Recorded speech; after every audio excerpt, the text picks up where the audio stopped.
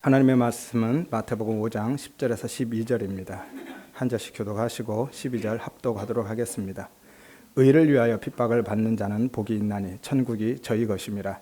나를 인하여 너희를 욕하고 핍박하고 거짓으로 너희를 거스려 모든 악한 말을 할 때에는 너희에게 복이 있나니 기뻐하고 즐거워하라. 하늘에서 너희의 상이 큼이라. 너희 전에 있던 선지자들을 이같이 핍박하였느니라. 아멘. 여러분 안녕하세요. 반갑습니다. 본문은 2주간에 걸쳐서 말씀을 나누도록 하겠습니다. 오늘 본문은요, 산상복음 중에서 팔복이라 일컬어지는 부분의 마지막 대목이죠. 의를 위하여 핍박을 받는 자는 복이 있나니 천국이 저희 것이다 라고 하십니다. 팔복이 처음에 어떻게 시작했죠? 3절에 심령이 가난한 자는 복이 있나니 천국이 저희 것이다. 팔복은 이렇게 천국으로 시작해서 천국으로 끝나는 카이즘 구조입니다. 일명 샌드위치 구조라 말씀드렸죠. 산상복음 전체도 역시 이 샌드위치 구조였습니다. 천국으로 시작해서 천국으로 끝나죠. 7장 21절에 나더러 주여 주여 한다고 다 천국 가는 것 아니다 라고 말씀하시잖아요. 카이즘 구조는 히브리인들의 대표적인 수사법이고 또 문학 기법이죠. 팁을 하나 드리면 오늘 본문뿐만이 아니라 성경 전체가 다 샌드위치 구조입니다. 성경은 크게 구약과 신약으로 이루어져 있죠. 하지만 조금 더 자세히 보면 구약, 창세기부터 말라기까지, 그리고 신약은 우리가 마태복음부터 생각하는데 엄밀히 보면 교회가 시작되는 사도행전부터 신약으로 봐야만 하는 것이죠. 그래서 사도행전부터 계시록까지. 그러면 그 중간에 뭐가 있어요? 복음서가 있죠. 예수와 십자가. 그래서 성경 전체가 샌드위치 구조로 되어 있다라는 것이죠. 아무튼 팔복은요, 우리가 지켜야 할 윤리 강령이나 복받는 비결로 주어진 것이 아니라 성도들의 세상 속 천국살이인 것이죠. 그래서 천국이 너희 것이다, 너희가 천국이다 라고 하는 거예요. 너희가 제규대명사입니다. 너희 자신이 그리고 뭐뭐 할 것이다 라는 것은 동사예요. is라는 동사인데요, 현재형이죠. 직역하면 이렇습니다. 너희가 천국이다 라는 거예요. 이것은 너희에게 이미 천국이 임했고 그래서 지금 너희가 천국에 있다는 것이죠. 천국, 하나님의 나라는요, 장소의 개념이 아니라 통치의 개념이라 말씀드렸죠. 그러니까 너희가 천국이다, 너희가 지금 천국에 있다라는 것은 이제부터 너희가 소원하는 모든 것이 이루어질 것이다, 그런 천국에서 살게 될 것이다 라는 것이 아니라 이제 너희는 하나님의 통치를 받는 자들이다라는 거예요. 하나님의 통치를 받는 것, 그것이 천국이잖아요. 그런데 하나님의 통치를 받는다는 게 뭘까요? 어떻게 사는 것이 하나님의 통치를 받는 삶이죠? 그것이 예수님이 오늘 지금까지 말씀하신 팔복의 내용인 거예요. 지금까지 나누어드린 팔복의 내용이 바로 천국에 관한 내용이고요. 이것이 바로 천국이다라는 거예요. 이것이 하나님의 통치를 받는 자들의 모습이고 천국을 사는 것이다 라고 말씀하고 계신 거예요. 심령의 가난, 애통, 온유, 의에 줄이고 목마름, 긍휼과 마음의 청결, 하나님과의 평강, 화평, 이것이 바로 하나님의 은혜의 통치가 있는 천국인 것이고요. 그렇게 사는 것이 바로 천국을 사는 것이다 라고 말씀하고 계신 것이죠. 그래서 팔복이 예수의 복, 구원을 받은 성도들의 정체성이고 성도들의 세상 속 천국살이라고 하고 있는 겁니다. 왜냐하면 하나님이요, 십자가를 지신 예수님을 통해서 그렇게 만들 것이니까, 우리를 그 자리로 밀고 가실 것이니까요. 그래서 팔복은 성도의 세상살이임과 동시에 예수님의 사역인 것이죠. 따라서 팔복의 내용은요, 우리가 열심을 부려서 맺어가야 할 열매들이 아니라 하나님이 예수님을 통해서 맺어내시는 열매, 성도들의 삶의 지향성인 거예요. 다시 이야기해서 팔복은요, 우리가 영적으로 성장하고 성숙해 가면서 단계적으로 하나씩 이루어 가야 할 우리의 과제가 아니라 예수 안에서 하나님의 통치를 받는 성도들에게 나타나는 영적인 증상이고 현상인 것이죠. 그리고 그것들은요, 서로 구분되거나 독립되지 않고 하나로 다 연결되어져 있습니다. 마치 성령의 9가지 열매처럼 성령의 9가지 열매가 뭐죠? 갈라디아서 2장 22절에서 23절. 사랑과 희락과 화평과 오래 참음과 자비와 양성과 충성과 온유와 절제. 9가지인데요. 성경에서는 이 단어를 열매들이라지 않고 열매라는 단수로 쓰고 있습니다. 그러니까 그 열매들이 구분되거나 나누어지지 않고 하나다라는 거예요. 오늘 팔복의 내용들이 그렇습니다. 하나이죠. 따라서 창세전에 예수의 복, 구원을 받은 성도는요, 일생을 그 지향성을 가지고 살아가게 되는 거예요. 그러니까 다시 정리해드리면 팔복을 한번 정리해 보겠습니다. 자신의 본질적인 죄의 문제로 인해서 심령이 가난하게 된 자는 그 죄에 대한 자신의 무력함과 불가능함으로 인해서 애통하는 자리로 내려가는 것이고요. 거기에서 그 애통하는 자리에서 전적인 하나님의 주권을 인정하며 하나님이 원하시는 삶으로 끌려가는 온유한 자가 되는 것입니다. 그 온유함은요, 자기 의를 부정하는 삶, 곧 예수의 의에 줄이고 목마른 삶으로 드러나는 것이고요. 또한 그렇게 예수의 의에 줄이고 목마른 삶을 사는 자는 하나님의 긍휼을 입은 혹은 하나님의 긍휼을 아는 하나님의 긍휼이 있는 자로서 그 긍휼을 나타내고 드러내는 삶을 살아가게 되고, 나아가서 마음이 나누어지지 않은 오직 예수만 바라보는 마음이 청결한 자가 되는 것입니다.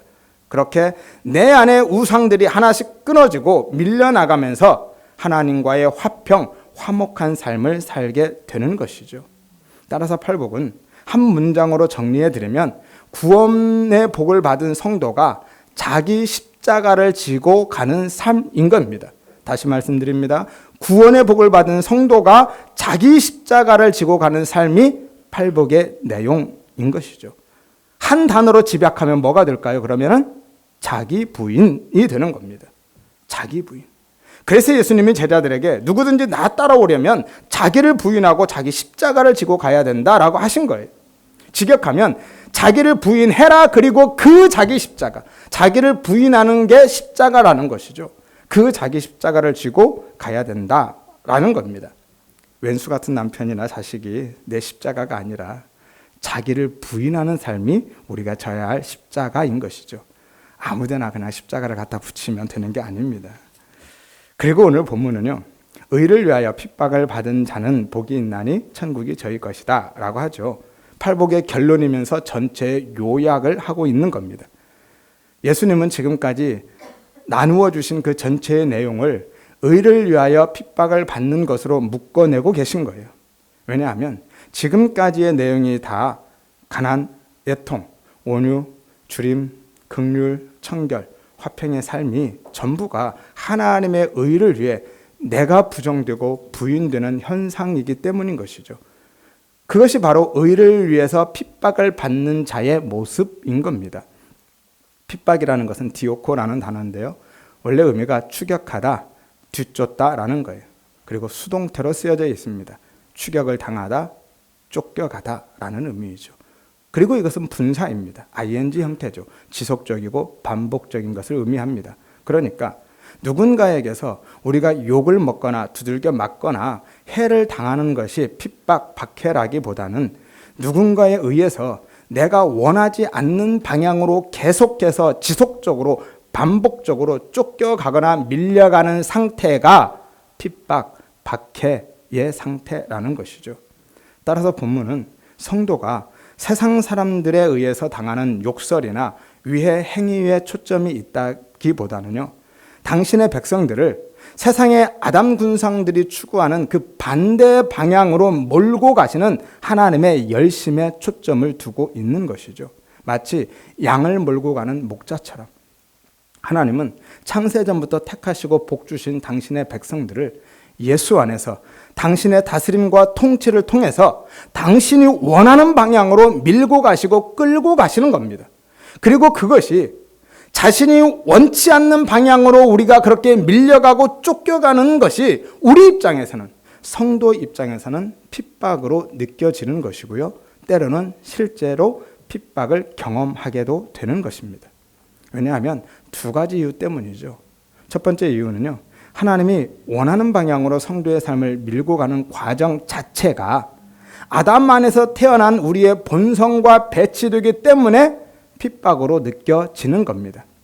왜냐하면 나의 존재성과 주체성과 자율성 혹은 내 욕망이나 나의 이기심을 다 내어주어야 하고 다 뺏기고 다 끊어져 나가는 자기 부인이 요구되기 때문이죠. 그래서 힘이 든 겁니다. 그래서 핍박으로 느껴지는 것이죠. 이것이 성도의 고난인 거고요.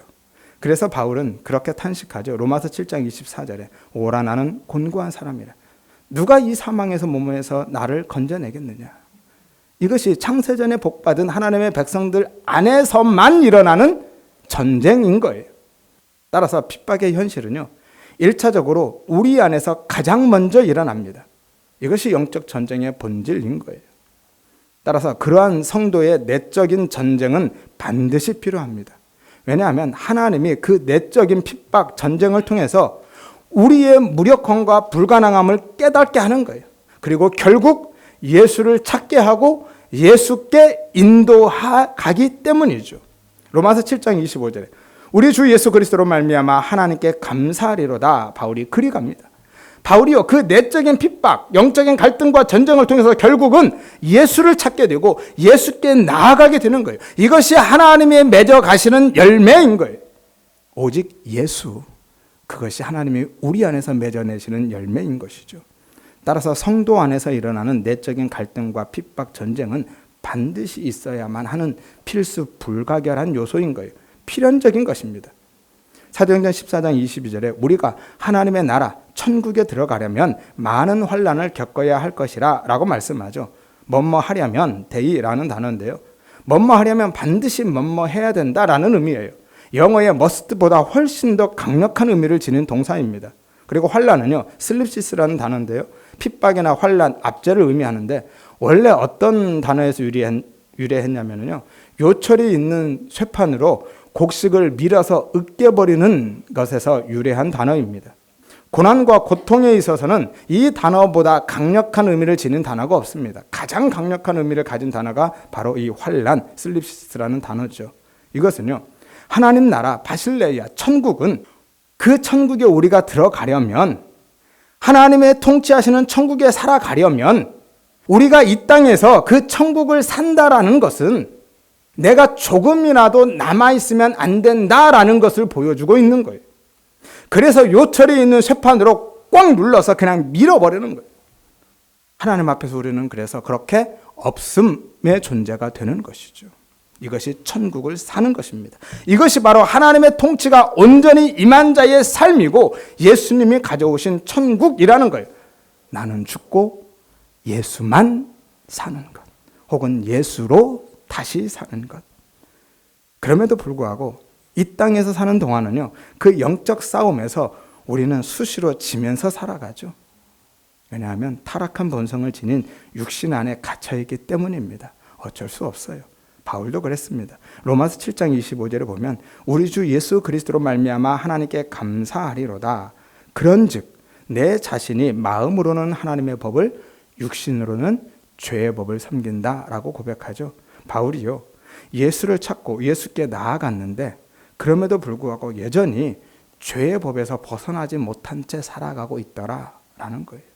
그래서 날마다 바울은 은혜 앞에 엎드려지면서 내가 날마다 죽는다라고 고백한 겁니다. 그러니까 성도는요, 영원한 하나님의 나라에 들어가기까지는 예수를 바라보고 십자가의 은혜를 붙들고 그 은혜만 의지하는 자기 부인의 지향성을 가지고 살아가는 거예요.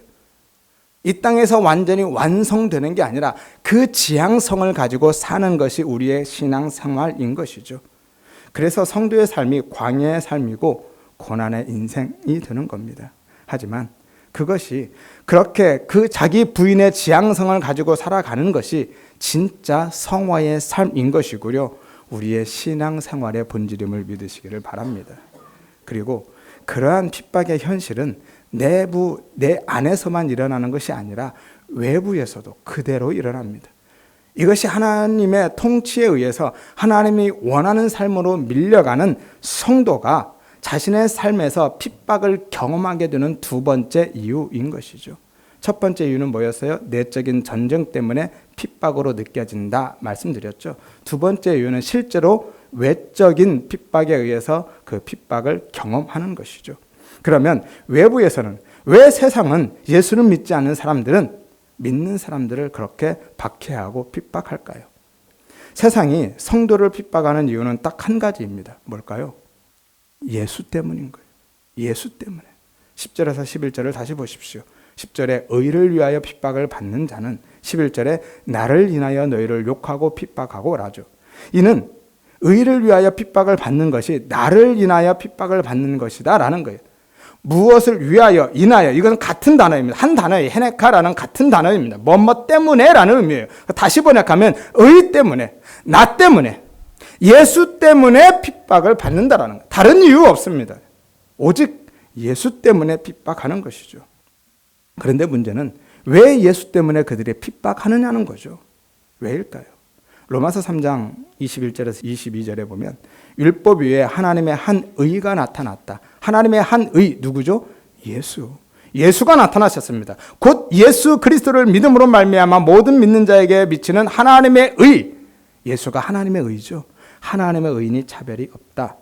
그런데 그 의의 대척점에 뭐가 있어요? 율법. 율법 외에 하나님의 의, 예수가 나타나는 거예요. 율법이 예수의 하나님의 의의 대척점에 있더라는 거예요. 그래서 핍박이 오는 겁니다. 세상은요, 율법, 그 행위로 인간이 자신의 의를 쌓아서 구원을 받아보겠다고 하는데 우리는 예수가 있는 사람은, 예수의 의에 장악된 사람은요, 그 모든 행위들을, 그 율법을 다 부정하고 기각하면서 오직 하나님의 의, 예수로만, 예수를 믿는 그 믿음으로만 의롭게 된다라고 구원을 받는다라고 하니까, 그래서 세상은 싫어하는 것이고 미워하는 것이고 핍박하는 것입니다. 예컨대 이런 거죠. 세상은요, 간디나 테레사 같은 여사를 좋아합니다. 모두 그들을 의롭다라고 칭송하고 본받고 싶어 하죠. 너무 멀리 갔나요? 좀 감이 안 오죠? 조금 더 가까운 사람을 예로 한번 들어보겠습니다. 김수환 추기경 아시죠? 15년 전에 돌아가셨는데요. 2009년 2월 16일 날 돌아가셨으니까 딱 15년 됐네요. 다음 주가 15주기인 것 같습니다. 그분이 돌아가셨을 때요, 명동 성당에 약 40만 명이 조문을 했습니다.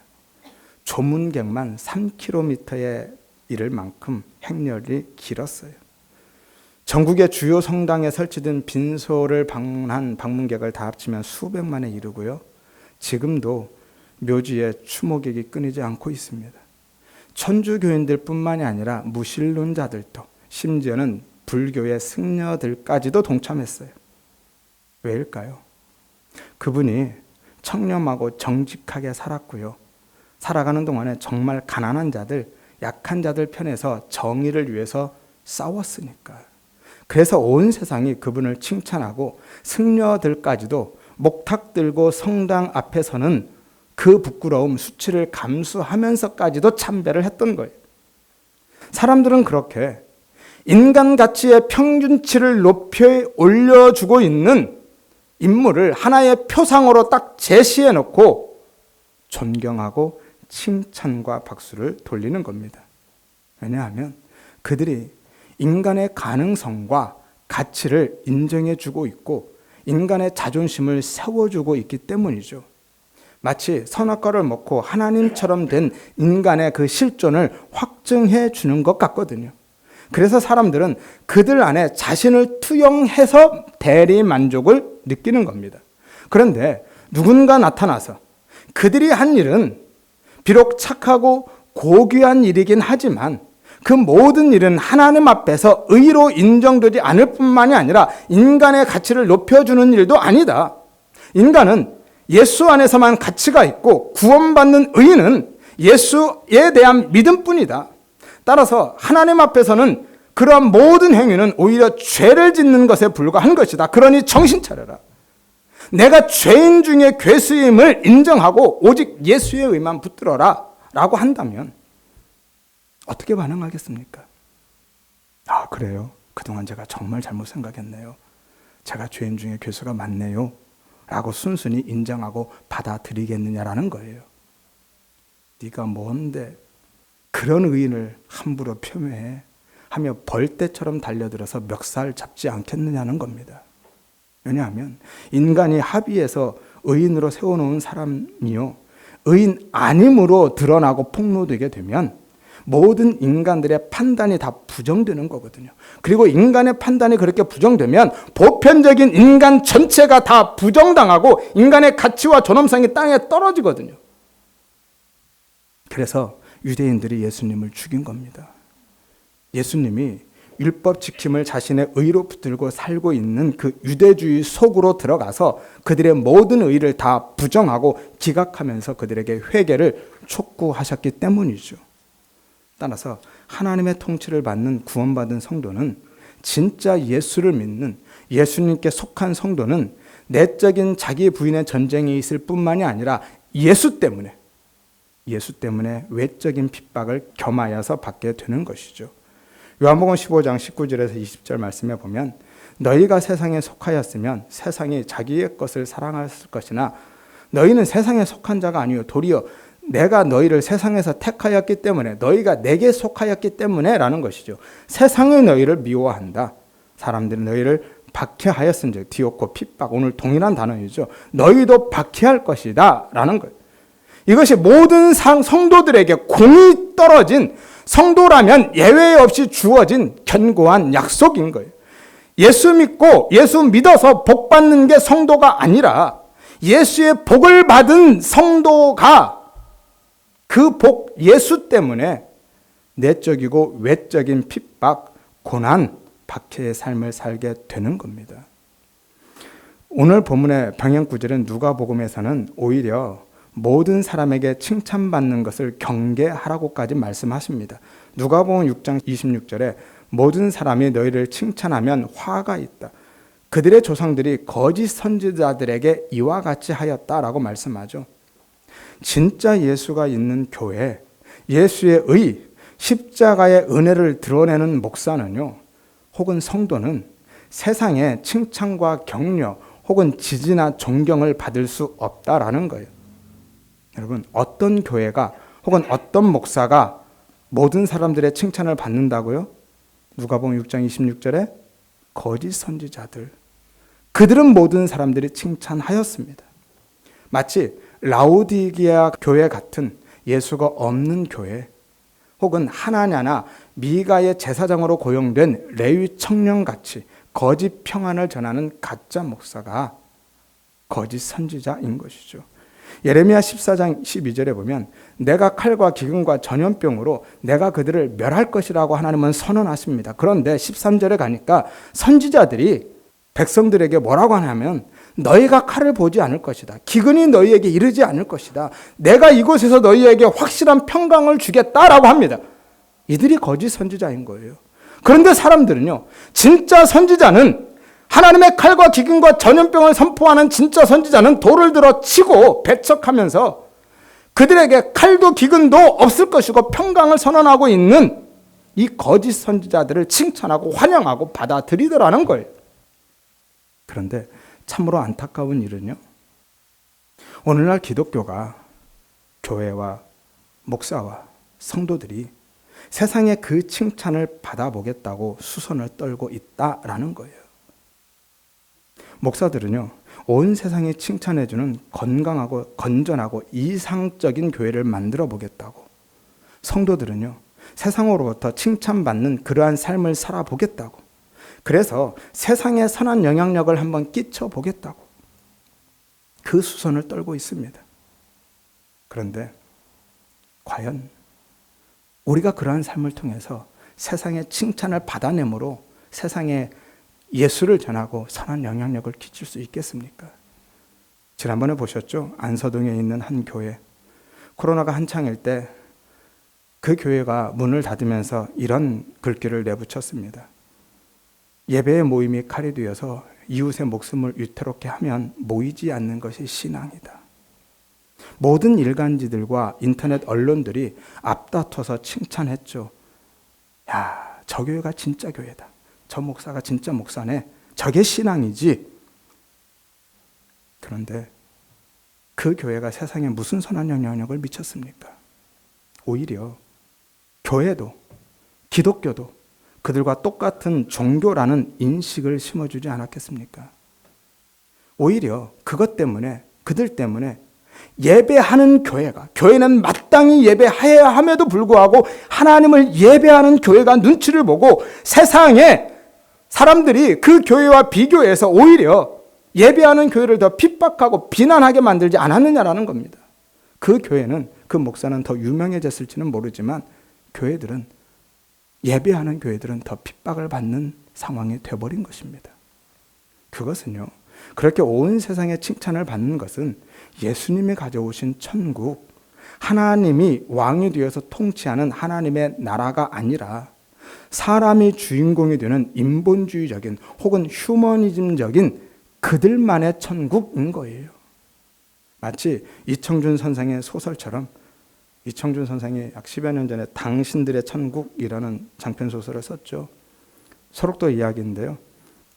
한 군의관 출신 의사가 그 섬에 들어가서 함께 살면서 믿음과 사랑이 바탕이 되는 진정한 천국의 건설을 이루었다라는 그런 이야기입니다. 이것이 바로 인본주의적인 휴머니즘적인 천국이고요. 세상의 모든 사람들이 생각하고 꿈꾸고 추구하고 사는 천국인 거예요. 하지만 예수님은 그런 천국을 이야기하지 않습니다. 오직 하나님의 통치가 온전히 실현되는 것만 천국임을 믿으시기를 바랍니다. 다른 천국 없어요. 우리가 기대하고 그려놓는 그런 천국, 그것은 우리가 오해하는 겁니다. 불교의 극락을 마치 우리의 천국처럼 오해하는 겁니다. 주님은 그런 천국을 가져오신 적이 없습니다. 그런데 문제는 하나님의 통치가 온전히 실현되기 위해서는 나는 전부 부정되고 해체되고 삭제되어야 한다라는 것. 이게 문제입니다.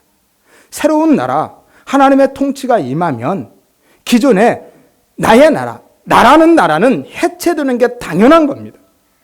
그게 진짜 하나님의 나라, 하나님의 통치가 임한 천국인 거예요. 새로운 나라, 새로운 왕이 임했는데도 여전히 기존의 나의 가치, 나의 질서를 고집하면서 살아간다라면 그것은 새 나라, 하나님의 나라가 아니죠. 내 나라잖아요. 그런데 많은 성도들이요, 여전히 내 나라를 더욱 견고하게 하기 위해서 하나님의 힘과 하나님의 능력을 필요로 하고 그 힘과 능력을 내 안으로 끌어당기면서 살아가면서 그것을 신앙이라고 생각한다라는 거예요.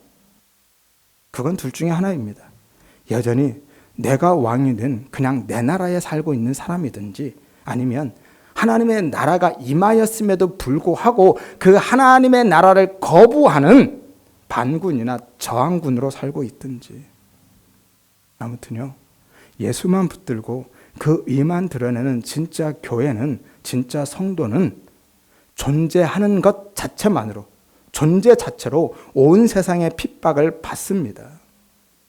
교회 밖에 있는 사람들뿐만이 아니라 심지어 교회 안에 있는 사람들에게까지도 그 박해를 받는 거예요. 왜냐하면 불편하니까, 싫으니까, 자신의 모든 의와 가치가 그들 때문에 부정되니까 못 견디는 겁니다. 고린도전서 1장 23절에 우리는 십자가에 못 박힌 그리스도를 전하는데 유대인들에게는 그것이 거리끼는 것이 되고 이방인들에게는 미련한 것이 된다라고 말씀하잖아요. 따라서 세상의 칭찬과 박수를 받는 것은요, 오늘 예수님이 말씀하신 의가 아닌 게 분명해지는 겁니다. 요한복음 15장을 다시 보겠습니다. 15장 19절에서 20절에 너희가 세상에 속하였으면 세상이 자기의 것을 사랑하였을 것인데 너희는 세상에 속한 자가 아니라 도리어 내가 너희를 세상에서 택하였기 때문에, 너희가 내게 속하였기 때문에 세상이 너희를 미워한다. 사람들이 나를 박해하였은즉 너희도 박해할 것이다 라고 하죠. 이것이 모든 성도들에게 공이 떨어진 약속이라고 말씀드렸잖아요. 그걸로 끝이에요.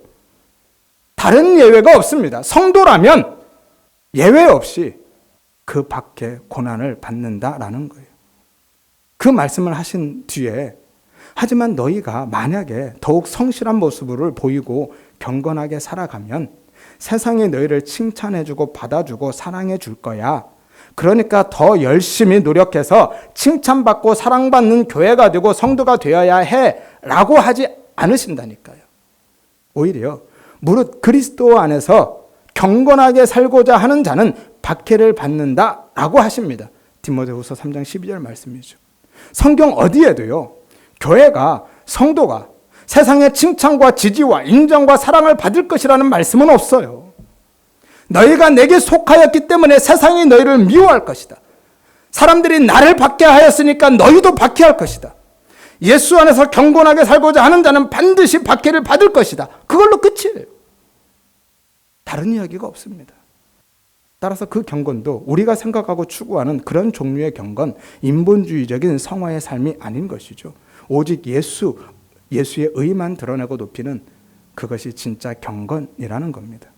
마태복음 10장 22절에 너희가 내 이름으로 말미암아 모든 사람에게 미움을 받을 것이다 라고 하죠. 교회는요, 성도는 교회답게 혹은 성도답게 살지 못하면 세상이 욕하고 싫어하고 미워하는 것이 아니라 오직 예수의 이름 때문에, 다른 이유 없어요. 예수 때문에 싫어하고 미워하고 핍박하는 겁니다. 교회에서 혹은 성도의 삶 가운데서 그 예수가 드러나면, 예수의 이름이 드러나고 예수가 높아지고 성도들이 예수만 붙들고 살면 그것 때문에 세상은 싫어하고 미워하고 핍박한다라는 거예요. 예수 때문에. 그러니까 오늘 우리는 진지하게 분별하고 심각하게 고민해 봐야만 하는 것입니다.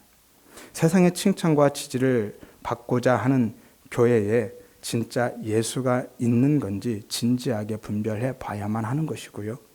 세상의 인정과 사랑을 받으려고 애쓰는 성도들에게 진짜 하나님의 의가 내 안에 있는지 심각하게 고민해 봐야 한다라는 거예요. 우리가 착하게 선하게 살 필요가 없다라는 이야기가 아니라 진짜 내가 예수를 붙들고 있느냐라는 거예요.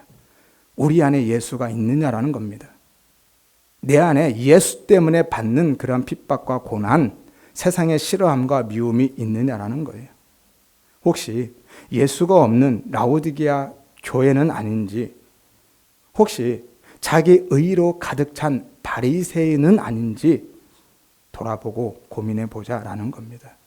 하여서 우리 모두가 나의 의를 구축하여서 온 세상의 칭찬과 사랑을 받는 나만의 천국, 내 나라 건설을 추구하는 종교인이 아니라 오직 하나님의 의, 예수를 구하고 예수의 의, 십자가만 붙들고 그 은혜만 의지하는 자기 부인의 지향성으로 살아가시기를 바랍니다. 그 은혜를 구하시기를 바랍니다. 그렇게 하나님이 뜻하시고 원하는 곳으로 나를 추격하여서 몰고 가시는 그 은혜를 구하시기를 바랍니다.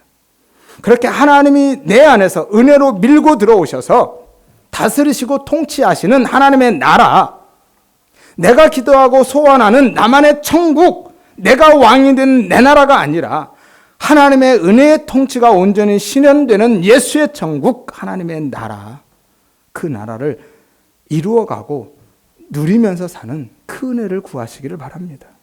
하여서 내 안에서 일어나는 핍박, 영적인 전쟁을 잘 수행하고 감당하면서 진짜 성도의 삶을 살아갈 뿐만이 아니라 비록 광야의 삶을 살아간다 할지라도 세상의 어떤 미움과 박해에도 굴하지 않는 믿음의 삶, 오직 예수님께 속하여서 예수로 인해서 기뻐하고 오직 예수만 드러나고 그 의만 나타내는 복된 성도의 삶을 살아가시기를 주의 이름으로 축원드립니다.